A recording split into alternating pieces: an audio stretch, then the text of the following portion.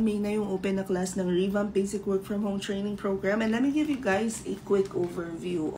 Ano nga ba yung Revamp Basic Work From Home Training Program namin? Ang course outline nito will give you the basics of freelancing. After 2 to 3 sessions, you guys will be able to talk to different mentors, yung mga hawak nila na classes. They will give you an overview, anong ginagawa ng SEO, ng technical writer, copywriter, SMM, graphics design, yung lahat ng classes namin, basta may available na mentor for a specific day, ituturo nila sa inyo. Sometimes, Edina would even run skill mapping. And naman would sometimes teach LinkedIn, kung paano mag-source ng clients sa LinkedIn. It really depends on the first 2 days. Like, sa first 2 days, i-check ko kagad kung ano yung level of understanding ng audience, ng mga mentees na tuturuan namin for that month.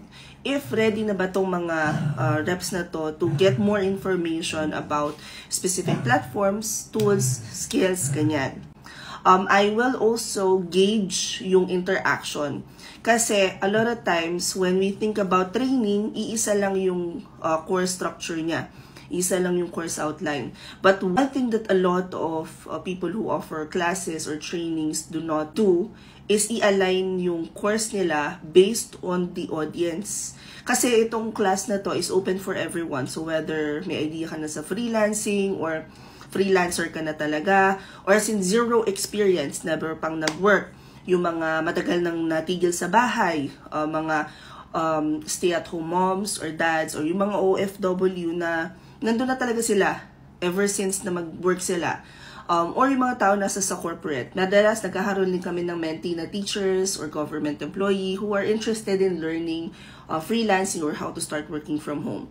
So based on the first 2 sessions, we'd be able to check kung gaano na nga ba sila ka-ready. And then, I'll check with the mentors kung available sila for specific days. Ang revamp, I would refer to it as parang trial. Ang bayad niya ay 399 pesos, pero kapag perfect ang attendance mo, na-submit mo yung mga homework on time, able to get yung 399 pesos back after completing the session. So when we say completing the whole training process, ang certification process namin is after nung 9, usually 8 to 9 sessions Minsan, kinakaya naman ng 6. So, 6 to 9 sessions siya. You guys will then have your application book session. You will then have yung final activity na kailangan yung isubmit. And then, kailangan yung mag-schedule ng one-on-one with me. Pagka naipasan nyo na yung one-on-one, that's the time na ma-refund yung 399 pesos nyo. The reason why we're doing this is because we want to make sure na seryoso ka talaga, na hindi ka lang bastang nag-sign up kasi libre. Kasi pwede naman namin i-offer tong session na to ng libre. Kaya lang ang dami nagsa-sign up tapos hindi tinatapos for whatever reason. Anyway, if you guys wanna join, punta lang kayo sa profile ko, i-click nyo lang tong link na to.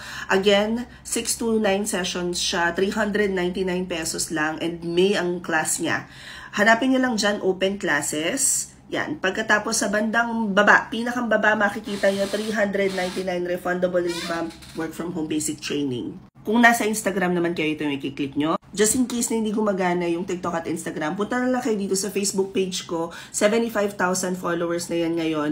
Makikita nyo, hanapin nyo lang tong video na to sa mismong caption, nandun yung link to enroll. Ganon din naman sa YouTube, nasa description box lang. Last na to, ang schedule niya, ibinagay namin dun sa nag-work sa corporate at saka yung mga nag-work sa BPO. So in between siya, 6 to 8 p.m. Mondays till Fridays lang yung class.